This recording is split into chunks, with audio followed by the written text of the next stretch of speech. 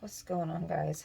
So, Spirit says somebody is focusing too hard on business that is not theirs, or trying to control some sort of business that's not theirs, or somebody is just putting too much of their energy into something like that is not going to help you create what you want to create in the future. So we're going to get a few messages in regards to these downloads, messages, whatever, that Spirit has brought in for you guys. So when we give our focus to things outside of us, our energy goes to those things. Whether it be a person, a place, a thing, it really doesn't matter.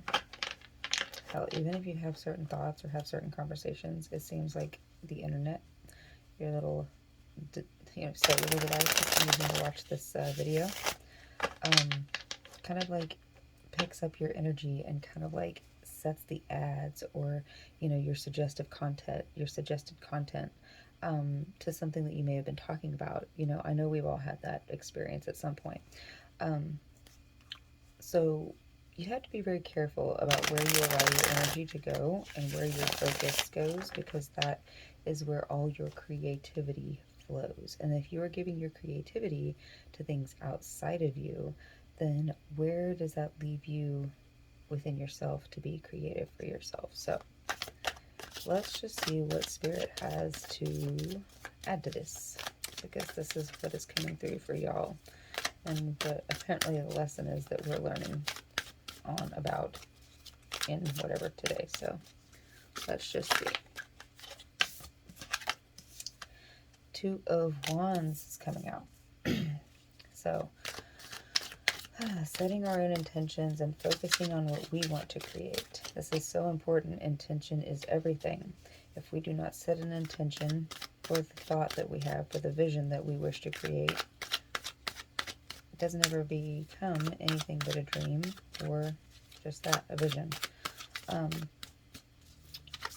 I feel like with the Two of Wands coming out, that there's a need to see beyond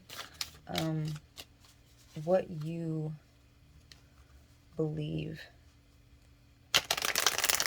you are worthy of. I feel like there's an energy of competition here.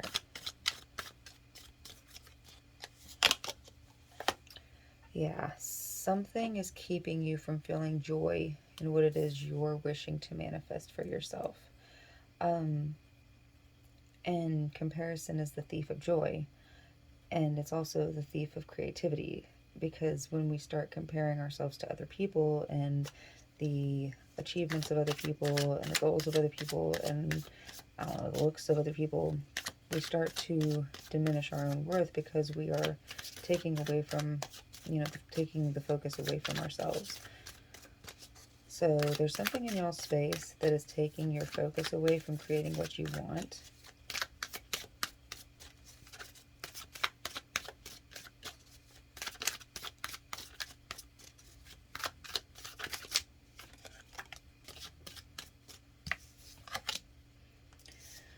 And this is trying to decide between two or more things. I feel like you guys are being faced with a choice. Now, this could be something to do with a love interest, but typically the lovers represents a choice between like the duties that we have to preserve ourselves, and choosing something that we think is good for us that may not actually be good for us. In this case, I feel like you guys are torn between two things, and it's like that you can't create by focusing on whatever this other thing is, but there's this energy of feeling stuck because you can't. There's a reason why there's a comparison here. What is the reason there's comparison, competition here? Why can't they see their Nine of Cups? What are the choices? Give me some answers here for these questions, please.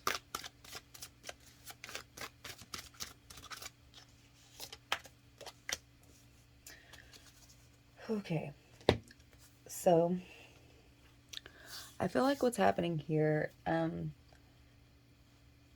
you're not listening to what you know is best for you. You're listening to what other people are saying is best for you. And that may be because of the group of people that you're in.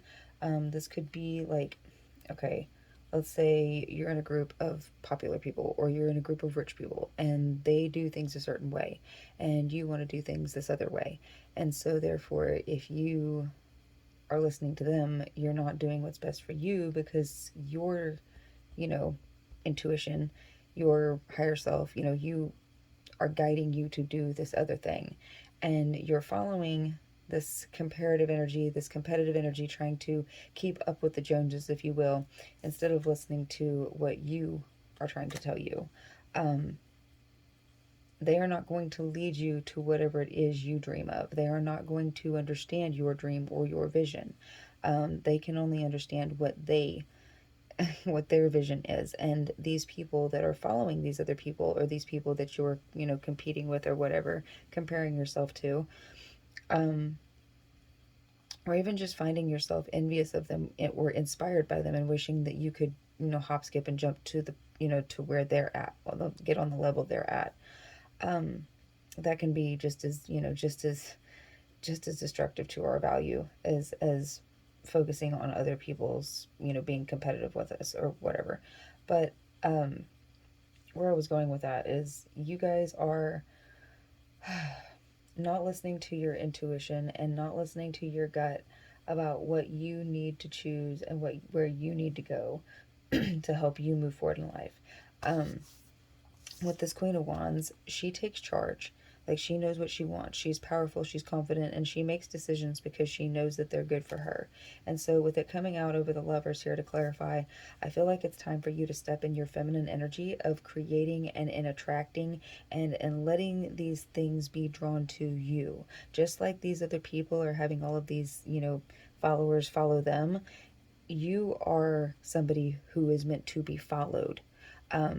You are not a follower, and in order to feel competitive, or in that, that comparative energy, it's to mean you follow. You want to step up to the level of somebody. But if you already are the level, if you set the bar, if you set the standard, like the Queen of Wands, and you decide to do what you need to do to create what you desire in life, stepping out there and creating your dream, then that gives you all the power and creates the value within you that other people aspire, to embody within themselves. It is more fulfilling than you just being a copy of somebody else. You want to be your own person, which is what the Queen of Wands is. But it's hard for you to see that because you're not trusting your intuition or listening to your gut. So, sorry guys, I'm a little rusty. It's been a little bit since I've done some readings. And I swear a lot of stuff has gone on in my space recently. So, new opportunities, new beginnings. If you step into this energy of believing in your own power and believing in your own creative potential, then new doors will open for you. But if you keep following these other people's, the doors will only ever open for them, because technically followers are energy sources, batteries, right? Influencers feed off of their followers' energies. Leaders feed off of their followers' energies. Well, if you never need...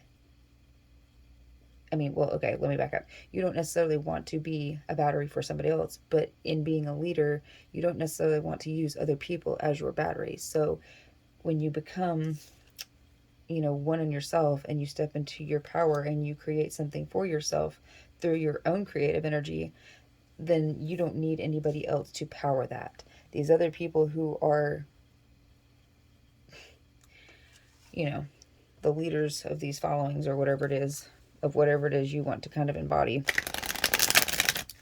the only reason they are important is because of their following. It's Spirit is saying if you step into your power and listen to what your higher self is telling you to do and make that tough decision to step out of this, this energy that you're in, or this energy that you're fighting, take that leap of faith and trust, trust in your own, in your own potential and in your own dreams, because, if you don't believe in your dreams, who's going to believe in your dreams, right? But if you believe in your dreams, then the opportunities will come. And that's really the only way that you're going to find that happiness you seek. It's definitely not in following these goobers. Spirit's saying get the bottom of the deck energy real quick, because we're going to wrap up this reading. And I'm curious, I want to pull an oracle card and read from the book for you guys, just to get a follow-up message. So at the bottom of the deck, we have the Four of Pentacles in reverse. And this is kind of saying that right now your foundations are kind of shaky. You're feeling very kind of claustrophobic in the space that you're in regards to not feeling like you have room to create. And that's because you have limited yourself by allowing only these energies into your space. You are not trusting in your own creative abilities. You are not trusting in your own potential, and you are not believing in what you can create for yourself. You are relying on outside energies to still support you. And as much as we have to, rely on outside resources and things, like money and, different types of support, we have to trust that we can attract those things to us because we deserve them, because we, are at a magnetic level, like the Queen of Wands, to attract these, these things to us, so that we are always supported, that it doesn't just go away because the person we're following decides not to be gracious that day, or because, they decide to, I don't know, whatever it is. That resource is pulled, or let's just say they decide to be a jerk and you lose your attraction to them and all of your inspiration goes out the window, and that turns into betrayal and all this other crap. It's like, if you build your own foundation and trust in yourself and, create doorways for those opportunities on your own, by trusting in your own, potential and your own dreams and, what it is you want to create for yourself, then nobody can ever take that from you. You've created a foundation for yourself, and now you've attracted all these resources to you that, are just going to keep coming. They can't stop, because now you are the direct link to these things. Your energy has become so magnetic that you are never without. And now you don't have to rely on anybody else to give these things to you. But the thing about it is you have to get to that point, and that takes practice, that takes trust, that takes belief. So I'm going to grab this deck over here. It is called the Untamed Elemental deck, and we are going to read from the book after I shuffle and pull a card and get you guys just an oracle message to follow up with reading. So Spirit, please show the collective what it is we need to know through these cards, and give us an oracle message to close up this reading. Like I said, guys, sorry, I'm a little rusty. I'm trying to go a little slower with my talking. Like I said in my previous reading, I feel like being on camera was a little distracting for me and potentially for you guys. If you prefer to see me on camera, please let me know, and I will go back to doing it the old way. But I also feel like it gives you guys an opportunity to see the cards and see, build a little trust in me as far as just seeing the work as it gets done, as it gets, worked through or whatever. And yeah, maybe even decipher your own messages out of it if, Spirit so drops it in your space. So yeah, just bear with me as I get more into the flow of doing the readings, and I promise they will get better. Well, maybe not better, as they're kind of not really a better thing, but yeah, we're going to keep going and just go with it. So practice makes perfect, right? Anywho, I give this a couple of shuffles, and I'm going to pull from the middle. Ooh, or we've got two, so we're going to go ahead and read both of these. Now with this deck, it does have reversed meanings, so we're going to read the reversed Ray of Light and Divine Masculine. So, and the other thing about these cards is they have different elements, like the blue here. I believe that is, I'm still kind of getting familiar with these. That is the wild cards, is the divine masculine and the divine feminine cards. And then there's, hold on, I'm just going to completely botch this. This is the air, the ray of light is the air. So given the divine masculine is first, let's go ahead and read that one. Whew. I usually don't read from the book, guys. So yeah, here we go. Divine masculine represents presence. Resonant with electricity and extraordinary skill, divine masculine enlists his perfect mind to gallantly deliver creative instruction. He harmonizes his influence with divine feminine's untouched omnipresence, given rise. I swear, if I botch this, I'm just going to completely just meh. Okay, back up a little bit. He harmonizes his influence with divine feminine's untouched omnipresence, giving rise to the exquisite individuality that characterizes all life. Okay, sorry, that was apparently really hard to get through. This sacred polarity between the divine masculine and divine feminine is responsible for the totality of existence and lives within each of us, regardless of how we identify ourselves within our own bodies. Divine masculine indicates that your full presence is required. By simply aligning your unfractured consciousness with the moment, you supply healing, balancing truths, and conjure new possibilities and outcomes. It is much easier to receive a message from your inner divine masculine wisdom when you anchor your full presence within each moment. Practice this, and you will soon discover a secret. You are a painter of galaxies and legend of the real. All right, so when it's upright or balanced here, because it gives you the balance and the imbalanced, it means harmonious attunement with self, others, and surroundings. So what I'm kind of feeling from that is kind of like describing this whole reading of you needing to focus on what you want to do and bringing it into action and taking action to make your dreams a reality.